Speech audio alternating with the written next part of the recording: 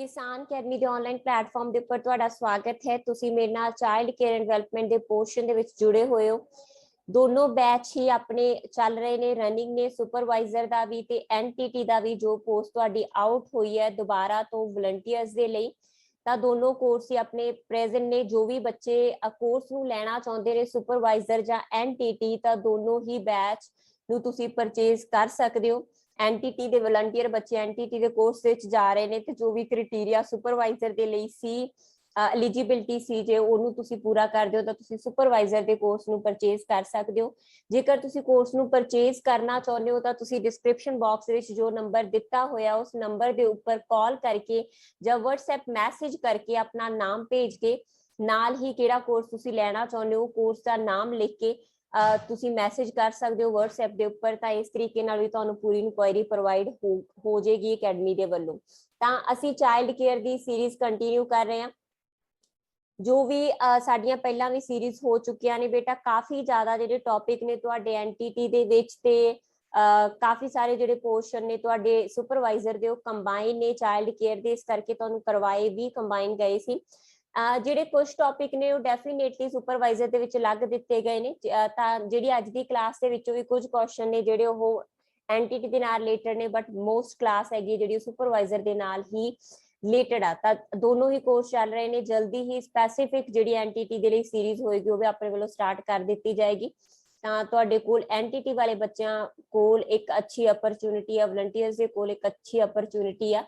ਤਾਂ ਉਹ ਵੱਧ ਤੋਂ ਵੱਧ ਮਿਹਨਤ ਕਰਕੇ ਜਲਦੀ ਤੋਂ ਜਲਦੀ ਹੈ ਜੋ ਆਪਣੀ ਪ੍ਰੈਪਰੇਸ਼ਨ ਕਰਕੇ ਉਸ ਸੀਟ ਨੂੰ ਆਪਣੀ ਨੂੰ ਪੱਕਾ ਕਰੋ।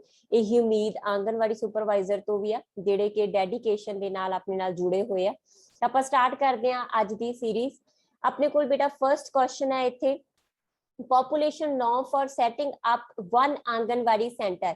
ਤਾਂ ਆਂਗਨਵਾੜੀ ਮੈਨੇਜਮੈਂਟ ਦੇ ਵਿੱਚੋਂ ਇਹ ਕੁਐਸਚਨ ਆ ਤੁਹਾਡਾ। ਤਾਂ ਆਂਗਨਵਾੜੀ ਜੋ ਤੁਸੀਂ ਮੈਨੇਜ ਕੀਤੀ ਜਾਂਦੀ ਹੈ, ਇੱਕ ਆਂਗਨਵਾੜੀ ਸੈਟਅਪ ਕਰਨ ਦੇ ਪਿੱਛੇ ਕਿੰਨੀ ਜਿਹੜੀ ਪੋਪੂਲੇਸ਼ਨ ਆ ਉਹ ਨੀਡਡ ਹੁੰਦੀ ਆ। ਤਾਂ ਇੱਕ ਜਿਹੜੀ ਆਂਗਨਵਾੜੀ ਨੂੰ ਸੈਟਅਪ ਕਰਨ ਪਿੱਛੇ ਬੇਟਾ ਆਪਣੇ ਕੋਲ 400 ਤੋਂ ਲੈ ਕੇ 800 ਤੱਕ ਪੋਪੂਲੇਸ਼ਨ ਦਾ ਹੋਣਾ ਜ਼ਰੂਰੀ ਹੈ। ਠੀਕ ਹੈ ਜੀ। ਇਹ ਕਿਹਦੇ ਲਈ ਹੈਗਾ?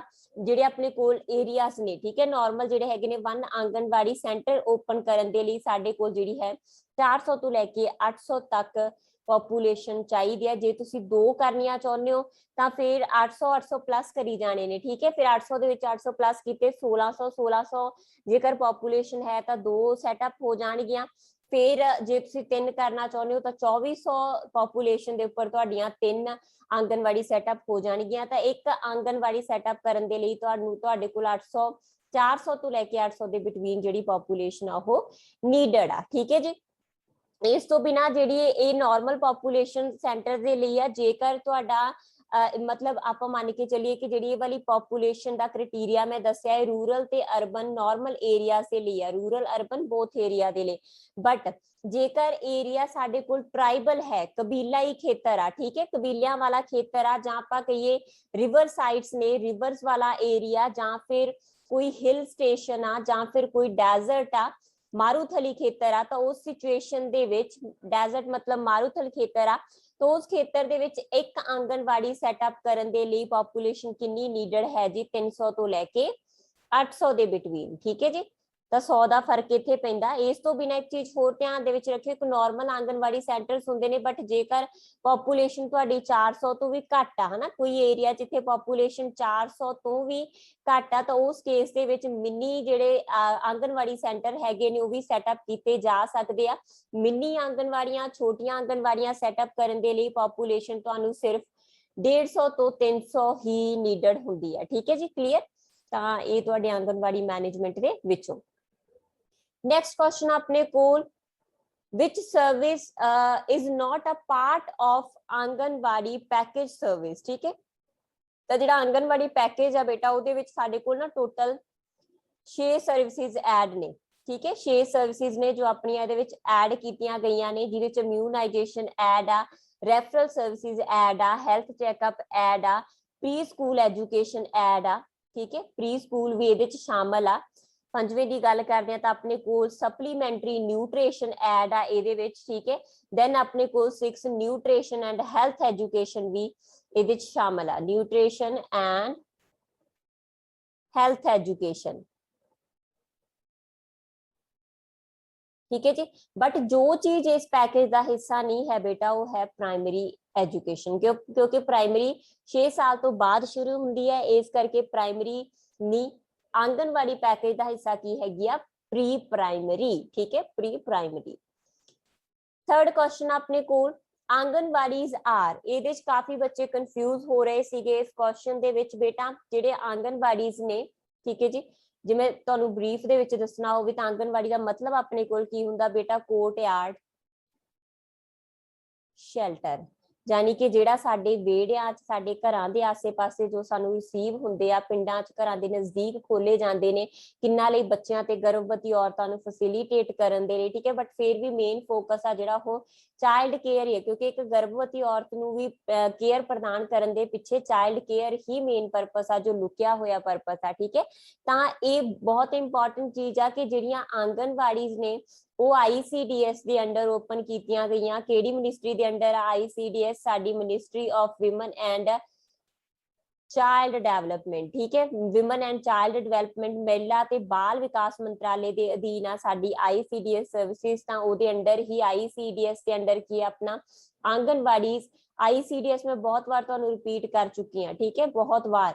ਤਾਂ ICDS ਸਾਡੇ ਕੀ ਦੇ ICDS ਦੇ ਅੰਡਰ ਹੀ ਸਾਡੀਆਂ ਆਂਗਨਵਾੜੀ ਸੈਟਅਪ ਕੀਤੀਆਂ ਗਈਆਂ ਨੇ। ਤੇ ਆਂਗਨਵਾੜੀ ਸੈਟਅਪ ਕਰਨ ਦਾ ਬੇਟਾ ਮੇਨ ਜਿਹੜਾ ਹੈ ਕੀ ਨੇ ਆਂਗਨਵਾੜੀ ਸੈਂਟਰ, ਤਾਂ ਕੀ ਨੇ ਆਪਣੇ ਕੋਲ rural child care centre main, ਠੀਕ ਹੈ। ਪੇਂਡੂ ਖੇਤਰਾਂ ਦੇ ਵਿੱਚ ਬਾਲ ਸੰਭਾਲ ਦੇ ਵਿੱਚ ਨਾ ਖੁਦ ਹੀ ਬੇਟਾ ਹੈਲਥ ਸ਼ਾਮਲ ਹੋ ਜਾਣੀ ਹੈ, ਇਸ ਕਰਕੇ ਆਲ ਆਫ ਥੀਸ ਆਨਸਰ ਨਹੀਂ ਆਊਗਾ। ਕਾਫੀ ਬੱਚਿਆਂ ਨੂੰ ਇਹ ਡਾਊਟ ਸੀਗਾ ਕਿ ਸ਼ਾਇਦ ਆਲ ਆਫ ਥੀਸ ਆਉਣਾ ਚਾਹੀਦਾ, नो।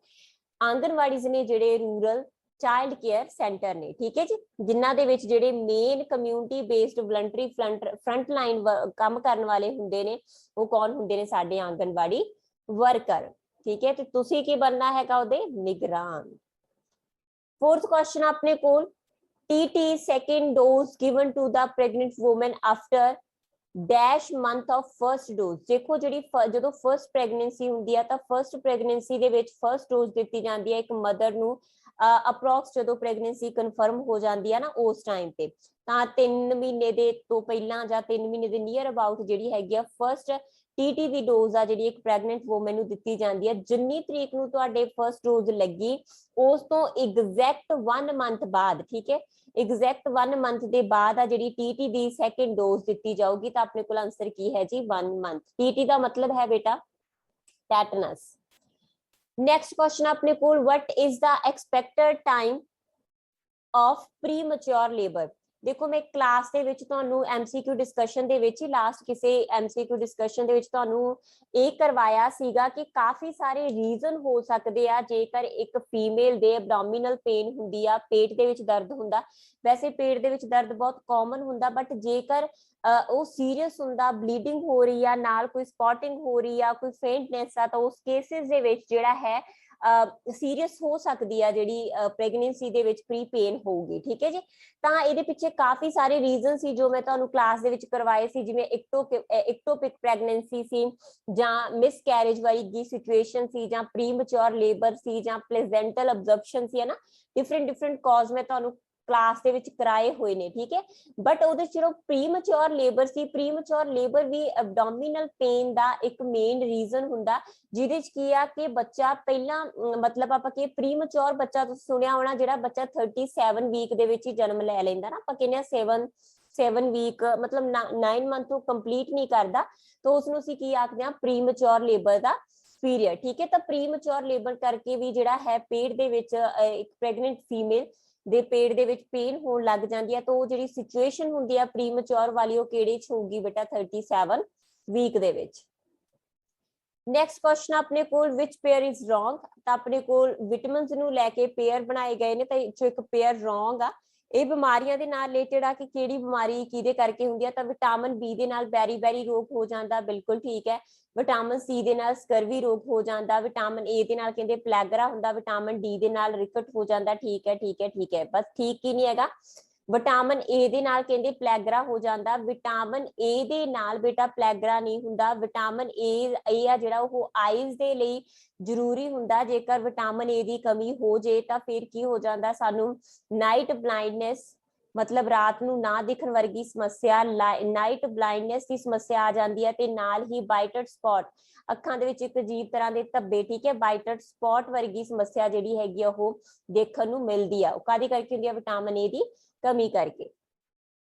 नैक्सट क्वेश्चन है जी अपने कोल बालवाड़ी पोषण प्रोग्राम।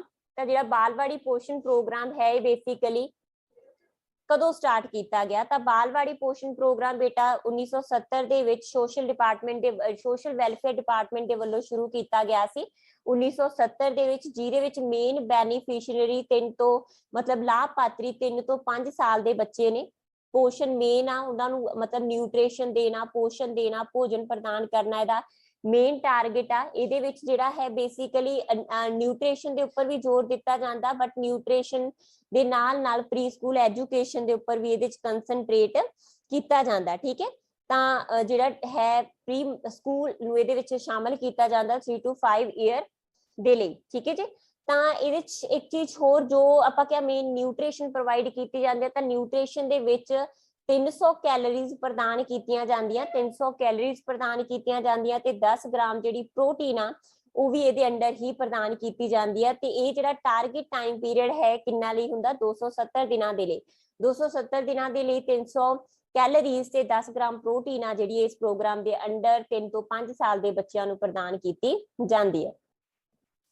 नेक्स्ट क्वेश्चन अपने को pitting oedema and distended abdomen is symptom of. बहुत बार ऑलमोस्ट ਤੁਹਾਡੀਆਂ ਪਿਛਲੀਆਂ ਸਾਰੀਆਂ ਕਲਾसेस ਦੇ ਵਿੱਚ ਮੈਂ ਕਰਾ ਚੁੱਕੀ ਹਾਂ।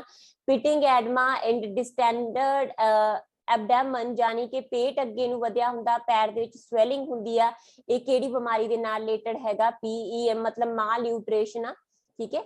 ਤਾਂ ਇਹ ਪ੍ਰੋਟੀਨ ਦੀ ਜਿਹੜੀ ਹੈਗੀ ਆ ਪ੍ਰੋਟੀਨ એનર્ਜੀ ਮਾਲ ਨਿਊਟ੍ਰੀਸ਼ਨ ਆ ਜਿਹਦੇ ਚ ਪ੍ਰੋਟੀਨ ਆ ਜਿਹੜੀ ਉਹ ਕਮੀ ਹੋ ਜਾਂਦੀ ਆ ਪ੍ਰੋਟੀਨ ਦੀ, ਤੇ ਬਟ ਕੈਲਰੀਜ਼ ਨੇ ਜਿਹੜੀਆਂ ਉਹ ਕੰਪਲੀਟ ਰਹਿੰਦੀਆਂ ਕਿਉਂਕਿ ਕਾਰਬੋ ਕੰਪਲੀਟ ਰਹਿੰਦੇ ਆ। ਮਰਾਸਮਸ ਦੇ ਵਿੱਚ ਪ੍ਰੋਟੀਨ ਵੀ ਘਟ ਜਾਂਦੀ ਹੈ ਤੇ ਕੈਲਰੀਜ਼ ਵੀ ਘਟ ਜਾਂਦੀ ਆ, ਠੀਕ ਹੈ ਜੀ। ਤਾਂ ਮਰਾਸਮਸ ਵੀ PEM ਦੇ ਨਾਲ ਹੀ ਰਿਲੇਟਡ ਆ। ਤਾਂ PEM ਯਾਨੀ ਕਿ ਪ੍ਰੋਟੀਨ એનર્ਜੀ ਮਾਲ ਨਿਊਟ੍ਰੀਸ਼ਨ ਦੇ ਵਿੱਚ ਦੋ ਕਿਸਮਾਂ ਨੇ, ਕੁਆਸੀਓਕਰ ਐਂਡ ਮਰਾਸਮਸ। ਕੁਆਸੀਓਕਰ ਦੇ ਵਿੱਚ ਪਿਟਿੰਗ ਐਡਮਾ ਹੁੰਦਾ ਤੇ ਪਤਲਾ ਜਿਹਾ ਬੱਚਾ ਹੋਊਗਾ ਬਟ ਉਹਦਾ ਢਿੱਡ ਬਹੁਤ ਬਾਹਰ ਨੂੰ ਹੁੰਦਾ। ਮਰਾਸਮਸ ਦੇ ਵਿੱਚ ਕੀ ਨੇ? ਰਿਬਸ ਦਿਖਾਈ ਦਿੰਦੀਆਂ। 9th क्वेश्चन अपने को streptococcus pneumoniae virus is the cause of. ਇਹ ਵੀ ਮੈਂ ਤੁਹਾਨੂੰ ਲਾਸਟ ਕਲਾਸਿਸ ਦੇ ਵਿੱਚ ਕਰਾ ਚੁੱਕੀ ਆ। ਸਟ੍ਰੈਪਟੋਕੋਕਸ ਫਿਨੋਮਾਈ ਐਂਡ ਹੀਮੋਫੀਲੀਆ, ਠੀਕ ਹੈ। ਦੋਨੋਂ ਜਿਹੜੇ ਮੇਨ ਵਾਇਰਸ ਨੇ ਕਿਹਦੇ? ਸਾਈਨਸ ਇਨਫੈਕਸ਼ਨ ਦੇ। ਸਾਈਨਸ ਇਨਫੈਕਸ਼ਨ ਦੇ ਦੋ ਮੇਨ ਕੌਜ਼ ਨੇ। ਸਾਈਨਸ ਮੈਂ ਤੁਹਾਨੂੰ ਦੱਸਿਆ ਸੀਗਾ ਸਾਈਨਸਿਸ ਕੀ ਹੁੰਦੇ ਨੇ? ਜਿਹੜੀ ਸਾਡੀ ਮੂੰਹ ਦੀ ਬੋਨ ਹੈਗੀ ਆ ਜੋ ਨੱਕ ਦੇ ਨਾਲ ਅਟੈਚ ਹੁੰਦੀ ਆ, ਉਸ ਬੋਨ ਦੇ ਵਿੱਚ ਜਿਹੜਾ ਹੈਗਾ ਵਾਟਰ ਜਾਂ ਇਸ ਤਰੀਕੇ ਨਾਲ ਮਤਲਬ ਲਿਕੁਇਡ ਆ ਜਿਹੜਾ ਭਰਨ ਦੇ ਕਰਕੇ ਜ਼ੁਕਾਮ ਵਗੈਰਾ ਦੀ ਸਮੱਸਿਆ ਹੋਣ ਲੱਗ ਜਾਂਦੀ ਹੈ ਤਾਂ ਉਹਨੂੰ ਅਸੀਂ ਆਖਦੇ ਹਾਂ ਸਟ੍ਰੈਪਟੋਕੋਕਸ ਹਿਮੋਨਾਈ, ਠੀਕ ਹੈ। ਸੌਰੀ ਸਾਈਨਸ ਇਨਫੈਕਸ਼ਨ, ਠੀਕ ਹੈ। ਕਿਹੜੇ ਵਾਇਰਸ ਦੇ ਕਰਕੇ ਹੋ ਰਹੀ ਹੈ? ਸਾਨੂੰ ਸਟ੍ਰੈਪਟੋਕੋਕਸ ਫਿਨੋਮਾਈ। नेक्स्ट क्वेश्चन अपने को urinary track infection is most common in. ये भी तो लास्ट क्लास दे विच हो चुका, लास्ट तो लास्ट क्लास दे विच शायद। यूरिनरी ट्रैक इन्फेक्शन यानी कि UTI is most common in women and girls, ठीक है। क्योंकि यूथरस आ जिहड़ा इन्हां दा स्मॉल एरिया हुंदा रेक्टम तो, इस करके जिहड़ा है इन्हां दे विच ज़्यादा प्रॉब्लम आ जिहड़ी ओह देखी जांदी है रिलेटेड टू यूरिन। इस तो बिना प्रेगनेंट फीमेल, ठीक है, प्रेगनेंट लेडीज ने ਜਿਹੜੀਆਂ ਉਹਨਾਂ ਦੇ ਵਿੱਚ ओल्ड एज ਦੇ ਜਿਹੜੇ ਸਿਟੀਜ਼ਨ ਨੇ ਉਹਨਾਂ ਦੇ ਵਿੱਚ, ਤੇ ਇੱਕ ਛੋਟੇ ਬੱਚੇ ਜਿਹੜੇ ਛੋਟੇ ਚਿਲਡਰਨ ਨੇ ਜਿਨ੍ਹਾਂ ਨੂੰ ਹਲੇ ਪੋਟੀ ਟ੍ਰੇਨਿੰਗ ਨਹੀਂ ਹੈਗੀ, ਉਹਨਾਂ ਬੱਚਿਆਂ ਦੇ ਵਿੱਚ ਵੀ ਜਿਹੜੀ ਹੈ UTI ਇਨਫੈਕਸ਼ਨ ਦੇਖੀ ਜਾਂਦੀ ਹੈ।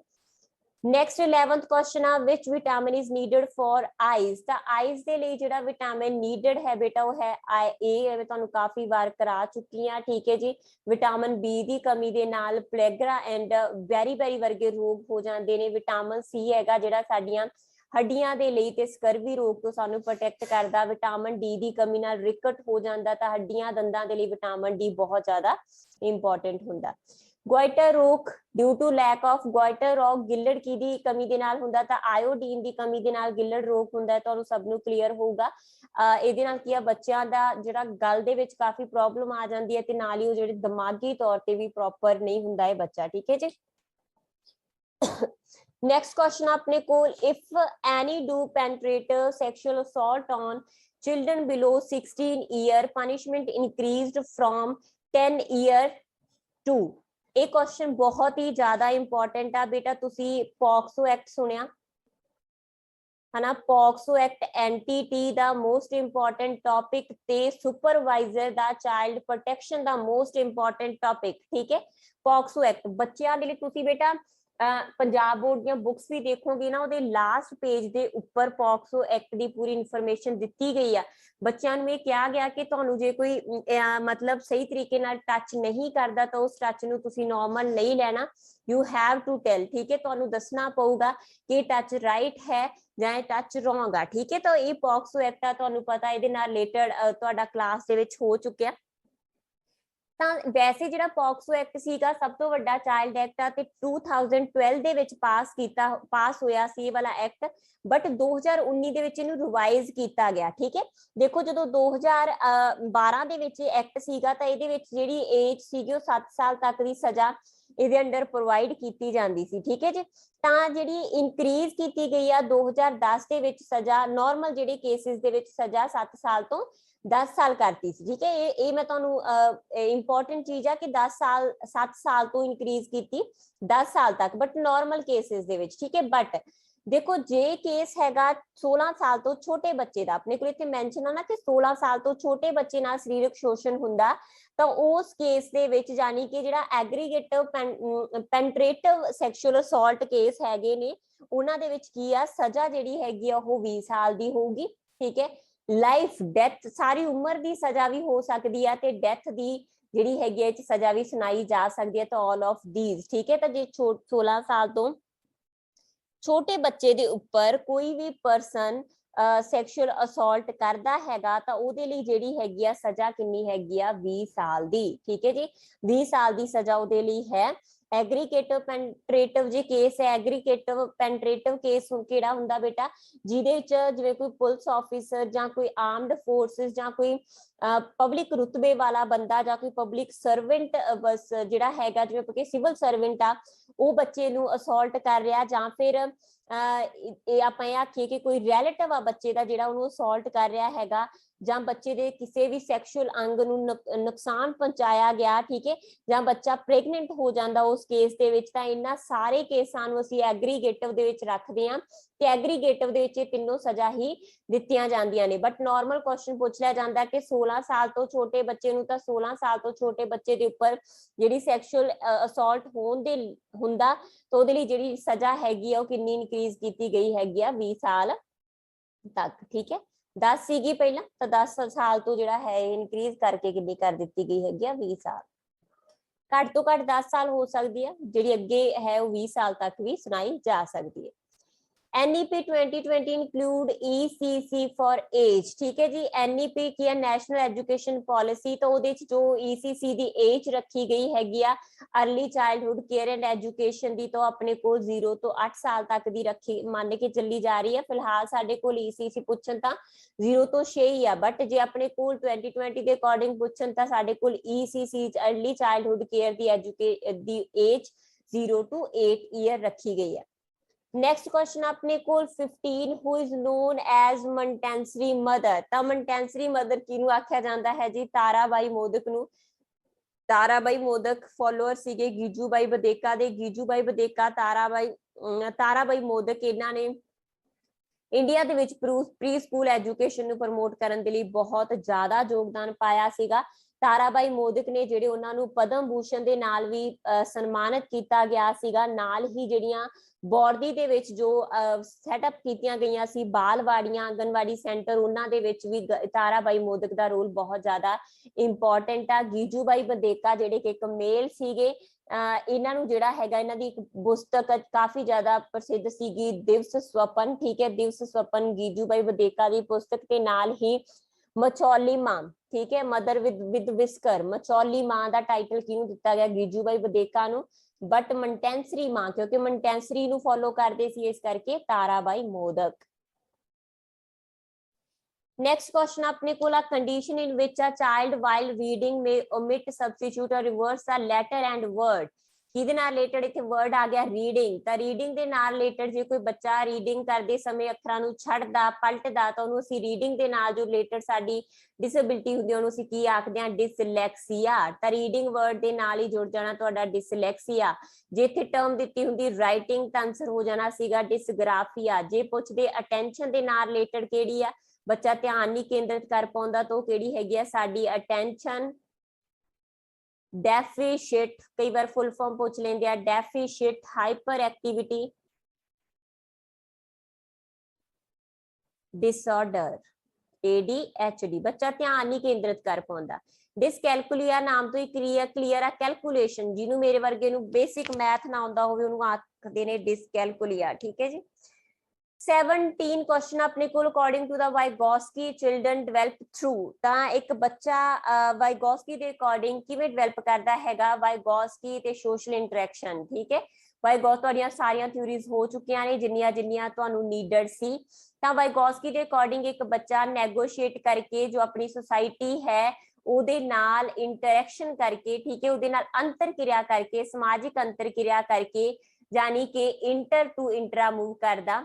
ਇੰਟਰ ਹੁੰਦਾ ਬਾਹਰੋਂ, ਠੀਕ ਹੈ, ਬਾਹਰੋਂ ਆਪਣਾ ਵਿਕਾਸ ਕਰਨਾ ਸ਼ੁਰੂ ਕਰਦਾ ਤੇ ਹੌਲੀ ਹੌਲੀ ਆ ਹੁੰਦਾ ਬਾਹਰੀ। ਇੰਟਰ ਮਤਲਬ ਹੁੰਦਾ ਬਾਹਰੀ, ਜਦੋਂ ਆਰ ਪਹਿਲਾਂ ਆ ਜੇ ਤਾਂ ਉਹਨੂੰ ਆਖਦੇ ਅੰਦਰੂਨੀ। ਤਾਂ ਜਦੋਂ ਇੱਕ ਬੱਚਾ ਵਿਕਾਸ ਕਰਦਾ ਤਾਂ ਕਿਧਰੋਂ ਸ਼ੁਰੂ ਕਰਦਾ ਜੀ, ਇੰਟਰ ਟੂ ਸ਼ੁਰੂ ਕਰਦਾ, ਇੰਟਰਾ ਮੂਵ ਕਰਦਾ। ਠੀਕ ਹੈ, ਹੌਲੀ ਹੌਲੀ ਉਹ ਪ੍ਰਾਈਵੇਟ ਸਪੀਚ, ਜਿਹੜਾ ਕਿ ਬਹੁਤ ਹੀ ਵੱਡਾ ਸ਼ਬਦ ਹੈਗਾ ਵਾਈਗੋਸਕੀ ਦੇ ਨਾਲ ਰਿਲੇਟਡ, ਪ੍ਰਾਈਵੇਟ ਸਪੀਚ ਜੋ ਆਪਣੀਆਂ ਹੀ ਆਪਾਂ ਆਪਣੇ ਨਾਲ ਗੱਲਾਂ ਕਰਦੇ ਨੂੰ ਸਾਡੀ ਪ੍ਰਾਈਵੇਟ ਸਪੀਚ ਆ ਕਿ ਮੈਂ ਇਹ ਕੰਮ ਕਰਾਂ, ਮੈਂ ਇਹ ਕੰਮ ਨਾ ਕਰਾਂ, ਤਾਂ ਸਾਨੂੰ ਸਾਡੇ ਅੰਦਰ ਇੱਕ ਭਾਸ਼ਾ ਡਾਇਰੈਕਟ ਕਰ ਰਹੀ ਹੋ ਕਿ ਇੱਕ ਬੱਚੇ ਦੀ ਪ੍ਰਾਈਵੇਟ ਸਪੀਚ। ਬਟ ਇੱਥੇ ਤੁਹਾਡੇ ਲਈ ਈਜ਼ੀ ਕੁਐਸਚਨ ਇਸੇ ਚ ਆਉਣ ਦੀ ਸੰਭਾਵਨਾ ਹੈਗੀ ਆ ਕਿ ਚਿਲਡਰਨ ਲਰਨ ਥਰੂ ਵਾਈਗੋਸਕੀ ਦੇ ਅਕੋਰਡਿੰਗ ਕਾਦੇ ਰਾਹੀਂ ਲਰਨ ਕਰਦੇ ਹੈਗੇ ਨੇ ਬੇਟਾ, ਸੋਸ਼ਲ ਇੰਟਰੈਕਸ਼ਨ ਦੇ ਰਾਹੀਂ। ਠੀਕ ਹੈ ਜੀ, ਕੰਡੀਸ਼ਨਿੰਗ ਦੇ ਰਾਹੀਂ ਲਰਨ ਕਰਦਾ ਹੈਗਾ ਬੱਚਾ, ਸਕਿਨਰ ਥੋਰਨਡਾਈਕ ਜਿੰਨੇ ਵੀ ਬਿਹੇਵੀਅਰਿਸਟਿਕ ਨੇ ਉਹਨਾਂ ਦੇ ਅਕੋਰਡਿੰਗ, ਇਮੀਟੇਸ਼ਨ ਦੇ ਰਾਹੀਂ, ਸਾਰਿਆਂ ਦੇ ਅਕੋਰਡਿੰਗ ਵੈਸੇ ਇਮੀਟੇਸ਼ਨ ਦੇ ਰਾਹੀਂ ਵੀ ਇੱਕ ਬੱਚਾ ਹੈ ਜੋ ਲਰਨ ਕਰਦਾ। ਬਟ ਬੰਡੂਰਾ ਕਾਫੀ ਵੱਡਾ ਨਾਮ ਜੋ ਇਹ ਆਖਦਾ ਕਿ ਇੱਕ ਬੱਚਾ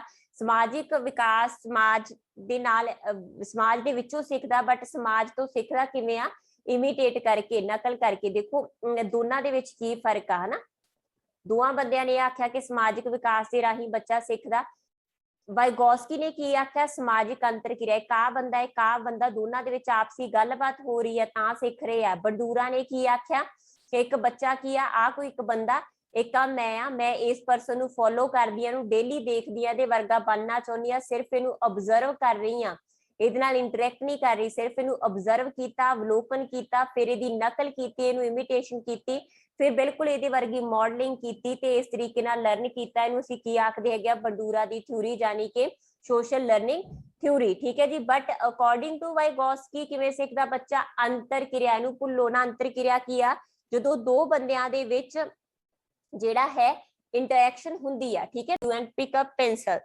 ਤਾਂ ਕਹਿੰਦੇ ਕਿਹਨੇ ਆਖਿਆ, ਮਤਲਬ ਕਦੋਂ ਇੱਕ ਬੱਚਾ ਜਿਹੜਾ ਹੈਗਾ ਉਹ ਖੜੇ ਹੋ ਜਾਓ, ਠੀਕ ਹੈ, ਇੱਕ ਲਾਈਨ ਦੇ ਵਿੱਚ ਖੜੇ ਹੋਵੋ ਜਾਂ ਪੈਨਸਲ ਨੂੰ ਫੜੋ, ਇਹ ਕਦੋਂ ਤੇ ਇੰਸਟਰਕਸ਼ਨ ਲੈਣ ਲੱਗਦਾ, ਜਦੋਂ ਪ੍ਰੀ ਸਕੂਲ ਦੇ ਲਈ ਤਿਆਰ ਹੋ ਜਾਂਦਾ 3 ਤੋਂ 4 ਸਾਲ ਦੇ ਵਿੱਚ। ਇਸੇ ਕਰਕੇ ਬੇਟਾ ਅਸੀਂ 3 ਸਾਲ ਤੋਂ ਪਹਿਲਾਂ ਬੱਚੇ ਨੂੰ ਸਕੂਲ ਨਹੀਂ ਭੇਜਦੇ, ਕਿਉਂਕਿ ਬੱਚਾ ਇੰਸਟਰਕਸ਼ਨ ਹੀ 3 ਤੋਂ 4 ਸਾਲ ਦੇ ਵਿੱਚ ਲੈਣ ਲੱਗਦਾ। 19ਵਾਂ ਕੁਐਸਚਨ ਆਪਣੇ ਕੋਲ, children are usually egocentric during dash and dash stage. ਤਾਂ ਇਹ ਪਿਆਜੇ ਦੀ ਥਿਊਰੀ ਦੇ ਨਾਲ ਰਿਲੇਟਡ ਆ। ਪਿਆਜੇ ਨੇ ਕਿਆ ਆਖਿਆ ਕਿ ਇੱਕ ਬੱਚਾ ਕੀ ਹੈਗਾ, ਲੋਨ ਸਾਇੰਟਿਸਟ ਆ, ਨਿੱਕਾ ਜਿਹਾ ਵਿਗਿਆਨੀ ਆ। ਠੀਕ ਹੈ ਜੀ, ਤਾਂ ਉਹ ਕੀ ਕਰਦਾ ਹੈਗਾ, ਸਮਾਜ ਦੇ ਨਾਲ, ਸਮਾਜ ਤੋਂ ਨਹੀਂ ਸਿੱਖਦਾ, ਫਿਲਹਾਲ ਉਹ ਆਪਣੀ ਨੌਲੇਜ ਨੂੰ ਆਪੇ ਕੰਸਟਰਕਟ ਕਰਦਾ ਹੈਗਾ ਡਾਇਰੈਕਟ ਐਕਸਪੀਰੀਐਂਸਿਸ ਦੇ ਰਾਹੀਂ, ਸਿੱਧੇ ਅਨੁਭਵਾਂ ਦੇ ਰਾਹੀਂ ਆਪਣੇ ਗਿਆਨ ਦੀ ਉਸਾਰੀ ਉਹ ਖੁਦ ਕਰਦਾ, ਕਾਦੇ ਰਾਹੀਂ, ਸਕੀਮਾਂ ਦੇ ਵਿੱਚ ਫਿੱਟ ਕਰਕੇ ਆਪਣੀ ਇਨਫੋਰਮੇਸ਼ਨ ਨੂੰ। ਤੇ ਤਰੀਕਾ ਕੀ ਹੋਊਗਾ, ਸਿਮੂਲੇਸ਼ਨ ਜਾਂ ਕੈਮੋਡੇਸ਼ਨ, ਜੋ ਤੁਹਾਡਾ ਕਲਾਸਿਸ ਦੇ ਵਿੱਚ ਹੋ ਚੁੱਕਾ।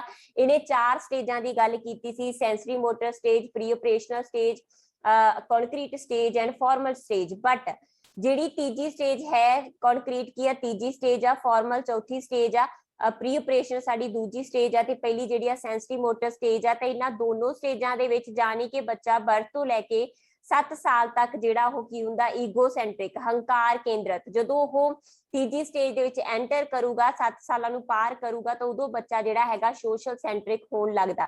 ਕੀ ਟਰਮ ਨੇ, ਈਗੋਸੈਂਟਰਿਕ ਹੁੰਦਾ ਹੰਕਾਰ ਕੇਂਦਰਿਤ ਹੋਣਾ, ਜਾਣੀ ਕਿ सिर्फ अपना ही उन्नू सीधा रखना, उन्होंने बिल्कुल नहीं पता कि जो मैनू रोक रहे ने टोक रहे ने क्यों रहे आ, उन्हें जो करना बस उही करना चाहता, किसी होर दी इंस्ट्रक्शन नहीं लै सकदा। इनू आखदे ने हंकार केंद्रित होना।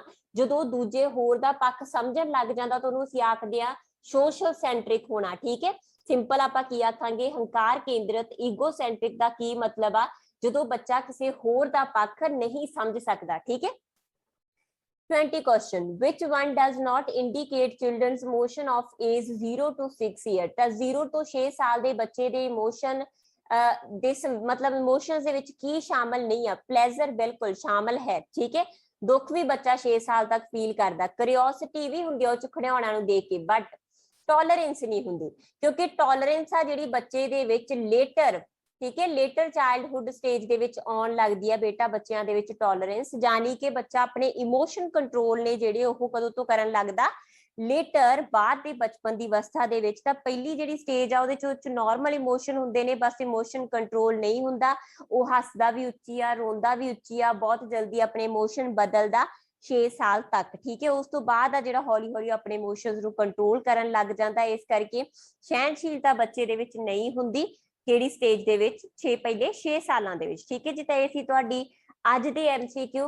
ਨੈਕਸਟ ਕਲਾਸ ਦੇ ਵਿੱਚ ਤੁਹਾਡੇ ਨੈਕਸਟ ਜਿਹੜੀ ਸੀਰੀਜ਼ ਆ ਉਹਨੂੰ ਲੈ ਕੇ ਮਿਲਾਂਗੇ। Thank you so much.